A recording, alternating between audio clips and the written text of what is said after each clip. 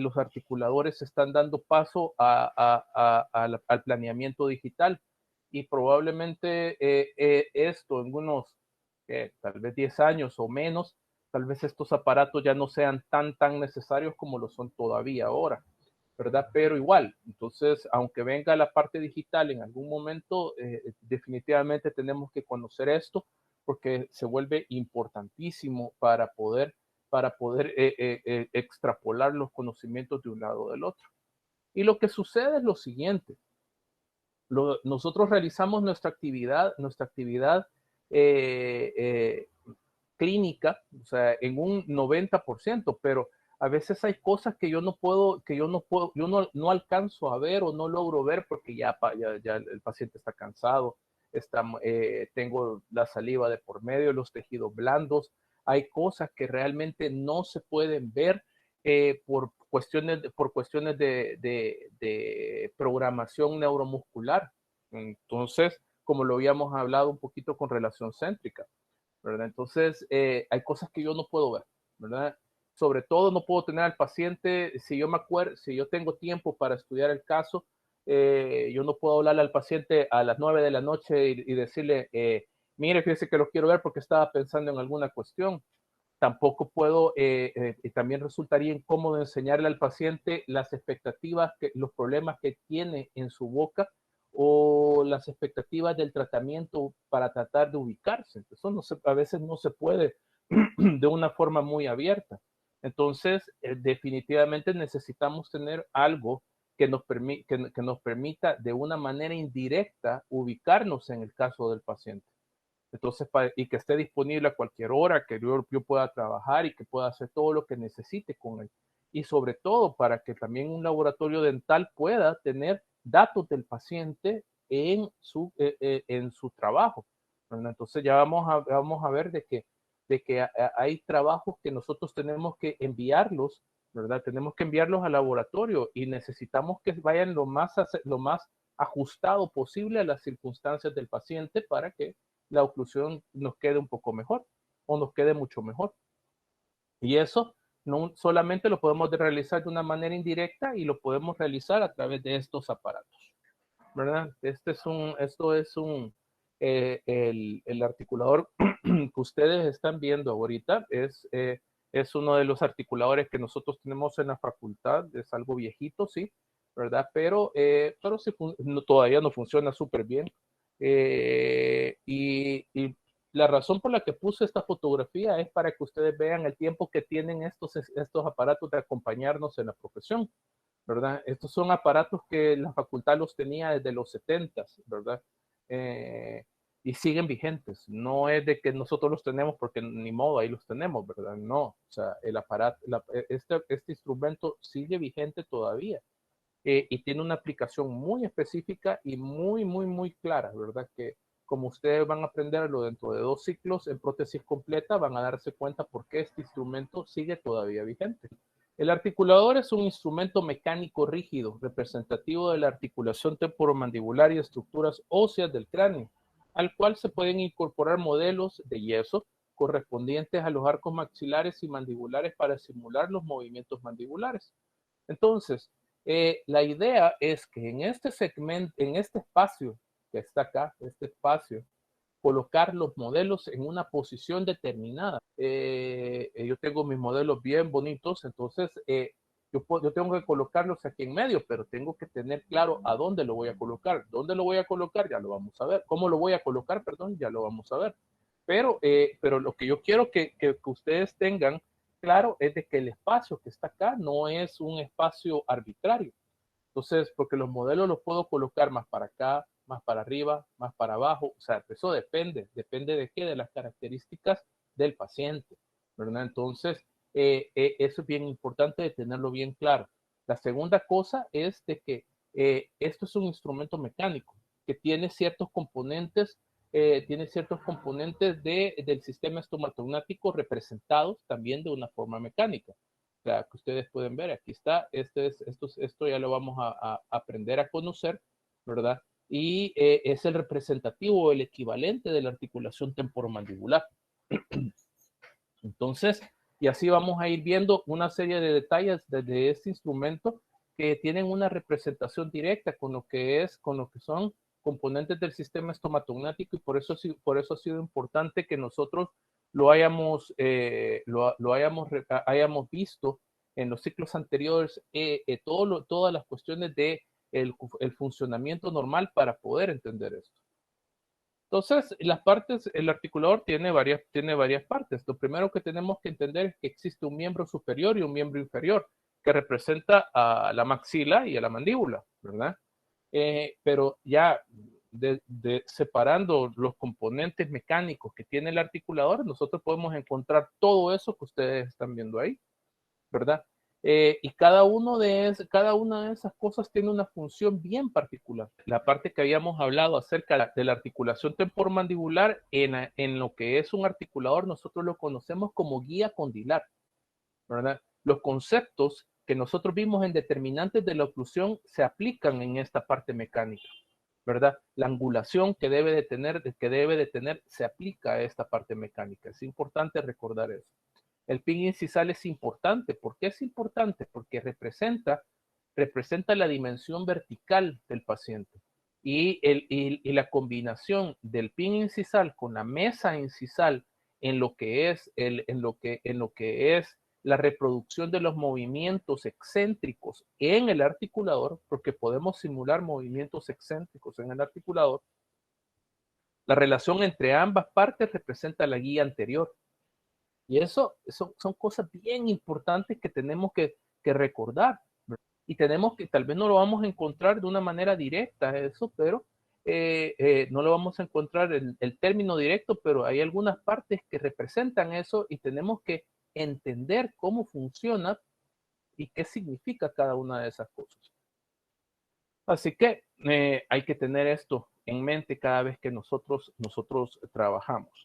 Aquí tenemos guía condilar, es la representación mecánica y programable de la articulación temporomandibular. Ahora, lo que ustedes están viendo es una de las tantas representaciones. Los articuladores tienen, hay varias marcas. Está Hanau, está Whipmix, está Denar, está Amann-Girrbach, hay un montón, Ivoclar tiene su propio articulador. Hay distintos fabricantes de articuladores, no hay un diseño único, hay un diseño, cada casa fabricante tiene un diseño determinado, ¿verdad? Nosotros aquí vamos a hablar lineamientos generales y vamos a hacer énfasis en los articuladores que tenemos en la facultad. Sin embargo, hay otras casas fabricantes y hay otros lugares donde se tienen que uno que aprender cómo funciona cada cosa. Cada articulador tiene un manual, ¿verdad? Y ese manual, bueno, nosotros tenemos manuales, cada articulador, por lo menos de los Whip Mix, en la caja, cuando se los vayan a prestar a ustedes más adelante, ya vamos a hablar de eso. Cuando se los vayan a prestar, viene adentro un manual y es importante leerlo. Es importante leerlo porque nosotros en clase solo hablamos de las generalidades, hablamos del factor común de todos los articuladores, pero cada articulador tiene su propio manual de funcionamiento que es importante leer. De la misma manera que leemos cuando compramos un aparato eléctrico y aunque nosotros sepamos que es una televisión, pero cada televisión, cada marca tiene una función diferente o un botón diferente, aunque haga lo mismo que otras marcas, pero hay que leerlo y hay que verlo, ¿verdad? Entonces, y sobre todo, porque si no tenemos el manual, pero en internet se encuentran los manuales. Ustedes ponen en la marca y ponen eso y lo buscan y lo van a encontrar. Entonces, pero lo importante es buscarlo y leerlo, ¿verdad? Porque cada uno es diferente. Entonces, las guías condilares existen varios diseños, ¿verdad? Entonces, eso es bien importante de tenerlo. No lo vamos a ver exactamente igual a como lo estamos viendo en la fotografía. De hecho, más adelante, cuando veamos el Whip Mix, vamos a ver una forma diferente, ¿verdad? Entonces, es importante que sepamos diferenciar que a pesar del diseño, que pueda tener el articulador, podemos encontrar dos partes principales de la guía condilar. Número uno, es el elemento condilar y número 2 es el dispositivo articular. El dispositivo articular puede ser de varias formas. Puede ser una ranura condilar, como la que estamos viendo en la fotografía, o una caja glenoidea, que la vamos a ver más adelante y se las voy a enseñar.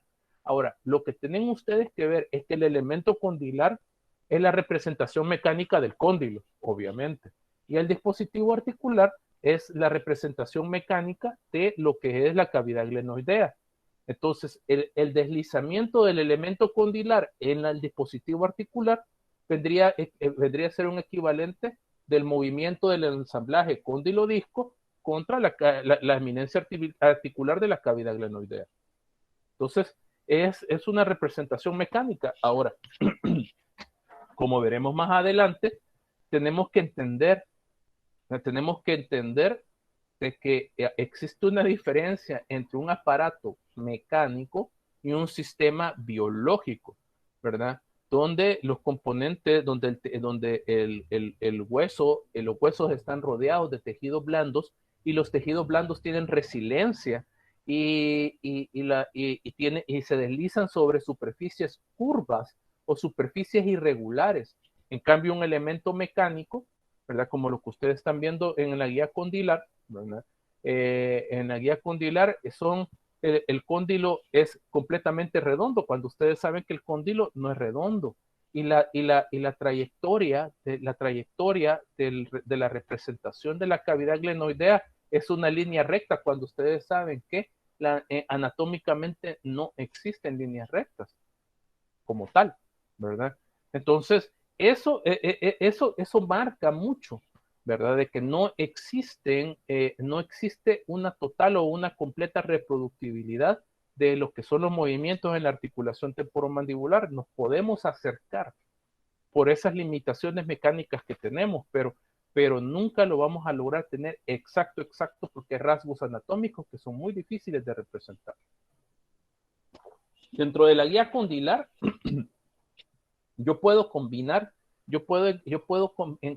otra serie de conocimientos que nosotros ya hablamos en las clases de morfofunción, ¿verdad? En la guía condilar puedo controlar la inclinación de la eminencia articular, el movimiento de Bennett y la posición del eje de bisagra. Todo eso lo puedo hacer. Del eje terminal de bisagra. Entonces, todo eso yo lo puedo hacer, ¿verdad? ¿Y cómo lo puedo hacer? Entonces el aparato tiene una serie de tornillos que yo puedo ajustar, que yo puedo mover, que yo puedo controlar, ¿verdad? Para poder dar ciertas características importantes propias del paciente. Y esas características propias del paciente, nosotros las vamos a obtener a través de registros. Y esos registros los vamos a ver más adelantito para que ustedes sepan cómo va la cuestión. Pero lo que yo quiero que ustedes ya vayan viendo es de que el aparato tiene controles, son tornillos básicamente.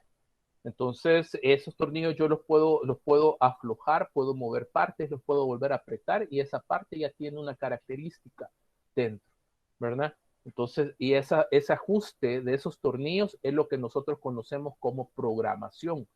Y eso es algo que muchas veces se nos confunde porque se piensa que la programación tiene que ver con el registro. O sea, sí, tiene que ver, pero no solamente es el registro, sino también los controles que yo tengo. Y eso nuevamente varía dependiendo de la casa fabricante, de la posición donde estén, el diseño que tienen. Ya vamos a hablar un poquito acerca de eso.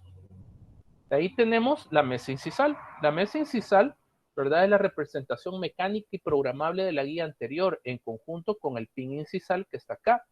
Entonces, esta mesa, ustedes ven estos tornillos, entonces estos tornillos pueden subir o pueden bajar, ¿verdad? Esta plataforma que ustedes están viendo acá, y aquí podemos ver unos numeritos que es la angulación y que vendría a representar como el deslizamiento del pin incisal sobre estas plataformas inclinadas vendrían a representar como el ángulo de desoclusión que puede tener un overjet, ¿verdad? Y el deslizamiento vendría de una posición a otra, vendría a representar como las trayectorias de las áreas funcionales, ¿verdad? Entonces, eso es bien importante ubicarlo. Ahora, este es un modelo, un modelo de mesa incisal bastante, sofisticada, podríamos decir, pero hay otros articuladores que las mesas incisales son mucho más sencillas, pero se pueden individualizar a través de algunos procedimientos que existen, ¿verdad? Pero ese no es el momento de hablarlo, ¿verdad? Pero lo que yo quiero que ustedes vean es de que el ajuste de los tornillos me puede reproducir ciertas características de conceptos oclusales que son fundamentales como la guía anterior, ¿verdad? Entonces, eso me lo tengo que llevar yo para la casa, ¿verdad? Y entenderlo.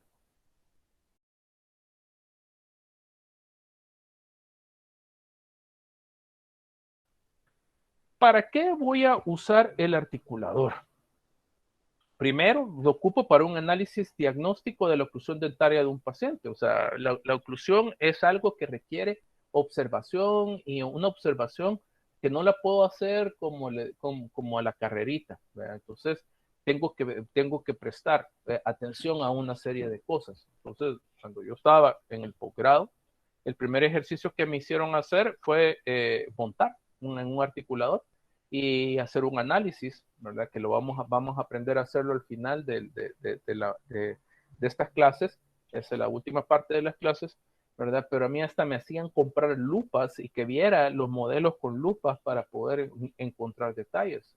Eso significa que mis modelos debían de ser muy buenos para poder reproducir información y poder hacer cosas que a veces no me deja ver la superficie reflectiva de los tejidos dentales o la saliva o algún tejido que se entromete, la lengua, no sé. O sea, entonces, y a veces uno requiere más allá del tiempo que el paciente quiera estar sentado esperando que yo esté viendo detalladamente. La planificación de tratamientos, es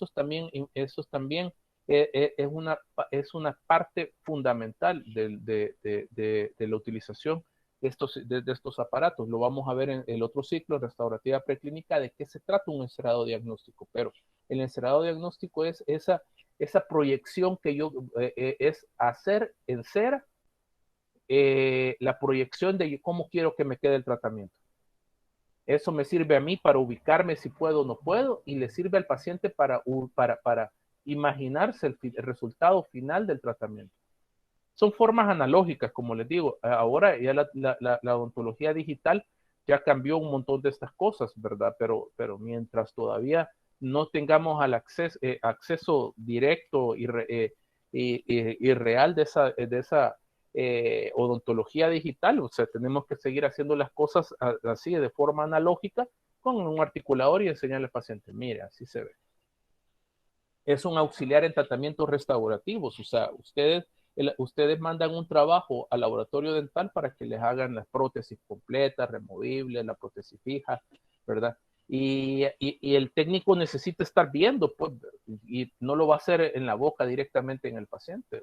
Ya por 1930, 1920, habían técnicas donde se hacían las cosas directamente, la cera se colocaba directamente en boca y después se llevaba a colar inmediatamente. Ahora no hacemos nada de eso. Empezando que un tratamiento extenso no lo van a hacer así. Necesitan tiempo, el técnico necesita tiempo para poder ver las cosas y ir trabajando con detalle. Entonces necesitan de una simulación, ¿verdad? Necesitan de una simulación de las condiciones o de las características clínicas individuales del paciente para poder hacerlo eso de una manera lo más similar posible. Y ahí están los articuladores. Y es un auxiliar en tratamientos de oclusión como ajustes o férulas oclusales. El tema de los ajustes oclusales, no sé si tal vez ya lo han de haber oído, en las clases de periodoncia hablan un poco acerca de esto. El ajuste oclusal es una de las cosas más difíciles que uno puede hacer en odontología. Ajuste oclusal significa empezar a desgastar dientes por poquitos, ¿verdad? Hacer pequeños desgastitos acá, desgastitos allá, ¿verdad? En los dientes para que la oclusión se estabilice y que los contactos oclusales queden en los lugares donde uno espera que deben estar. Ajustes oclusales en los modelos sí he hecho. ¿Verdad? ¿Y por qué no me gusta hacerlo en boca? Porque el paciente me puede morder para un lado, me puede morder en el otro y con solo un pequeño movimiento de 1 milímetro ya me cambió completamente toda la mordida.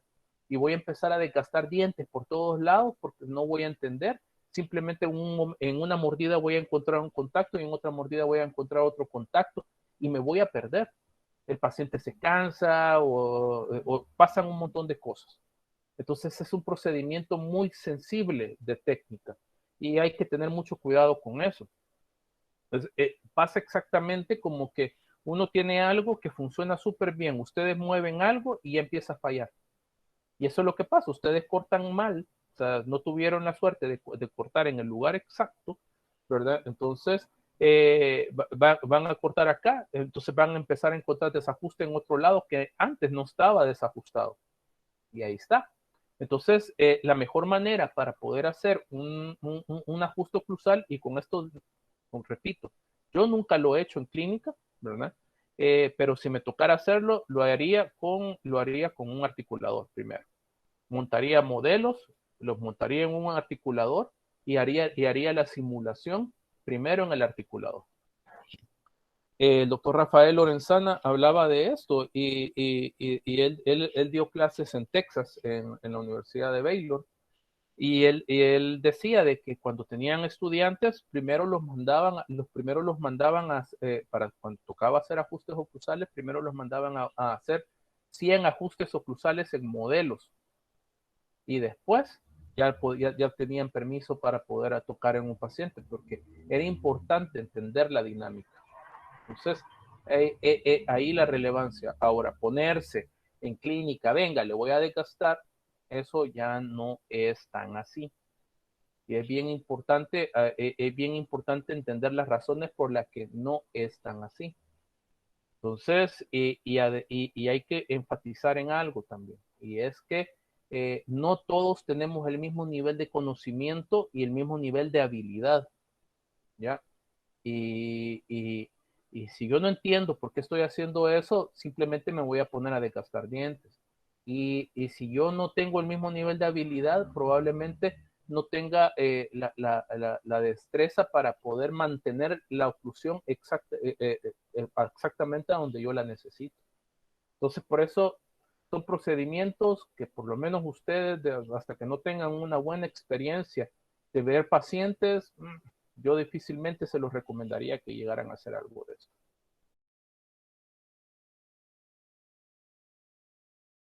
Beneficios de usar un articulador. Bueno, eh, el tener un juego, una representación de los arcos dentales sin saliva, sin lengua y sin carrillos es una gran cosa, ¿verdad? Es una gran cosa.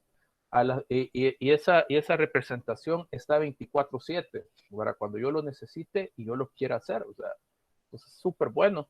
¿Verdad? Es súper bueno tener esa disposición, ¿verdad? Y hay que aprovecharla muy bien porque puede ser que hayan detalles que tal vez yo no vea directamente porque me estorban algunas estructuras anatómicas. Me permite registrar y analizar las relaciones intermaxilares e interoclusales del paciente en distintas etapas de la evolución de un tratamiento activo.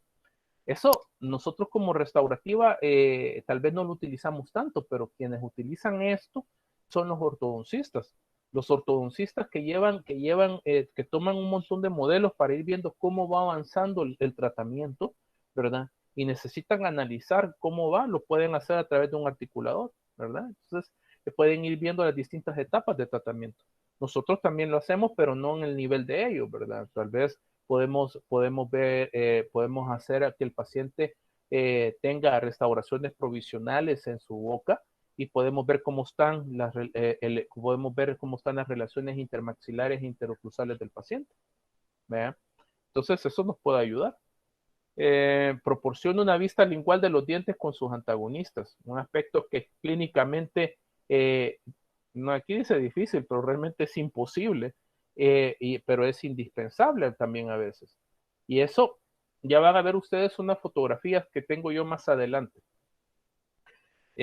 O sea, La única manera que ustedes tengan una vista lingual de los dientes es que ustedes tengan un boquete atrás de la nuca y ahí tengan ustedes para poder ver. Jamás van a poder hacer eso, jamás. Entonces, la única manera es tomen unos modelos, móntelos en un articulador y los pueden ver desde atrás. Ahí ustedes van a tener una cantidad de información que jamás en su vida la van a poder ver.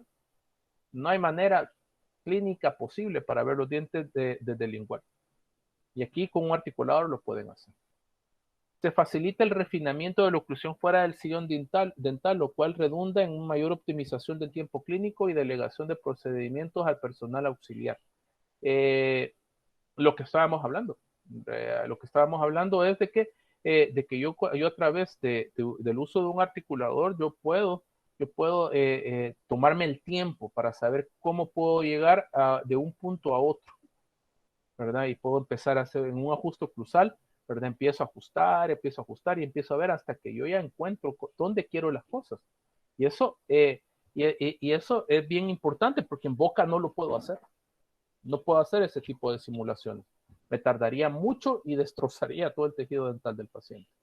Permite predecir resultados estéticos finales de una rehabilitación oral, definitivamente. El paciente puede ver qué tan largos, qué tan chiquitos, qué tan redondeados, qué tan rectos me van a quedar los dientes. Y el paciente les puede ya anticipadamente, les puede decir, sí, doctor, me gusta, y todo queda bien. Permite educar a nuestro paciente y dar en forma más clara explicaciones diagnósticas y terapéuticas. El paciente tiene que tomar decisiones. Lo vamos a ver más adelante. En restaurativa preclínica tenemos un espacio exclusivo para esto. Pero ustedes ya adelantándome un tanto a eso, existen 4 principios que se llaman los 4 principios de bioética, entonces con los cuales uno toma decisiones clínicas. Entonces cuando uno aplica esos 4 principios es cuando uno toma la decisión si hace una cosa o hace otra cosa. Y uno de esos principios es la autonomía. Y la autonomía lo que dice es que el paciente tiene que tiene que estar conocedor de lo que va a recibir para poder tomar una decisión él. Nosotros no somos los que decidimos, nosotros le planteamos al paciente qué es lo que podemos hacer y es el paciente el que en pleno uso de sus facultades dice sí o no. ¿Ya?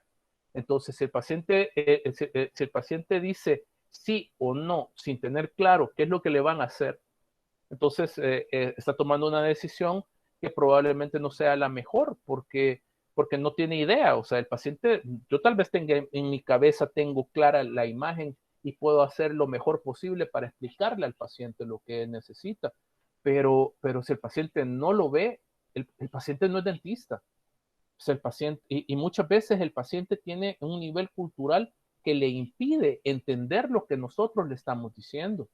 Entonces, lo mejor para estos casos es enseñarle, mostrarle, mire, así le va a quedar, véase, ¿cómo lo ve? Entonces el paciente va a tener una idea más clara de lo que ustedes le están ofreciendo y el paciente va a poder tomar una decisión. Y va a decir, hey, sí, me llega. Vea, doctor, fíjese que, no, mire, doctor, fíjese que veo los dientes muy largos, no me gustan. O mire, doctor, y voy a poder comer bien. Y mire, ahí se van a acabar todas las dudas. ¿Ya? Entonces, sí, definitivamente tiene una utilidad para mí como odontólogo para poder planificar una restauración y me ayuda con el paciente para que él entienda lo que le voy a hacer.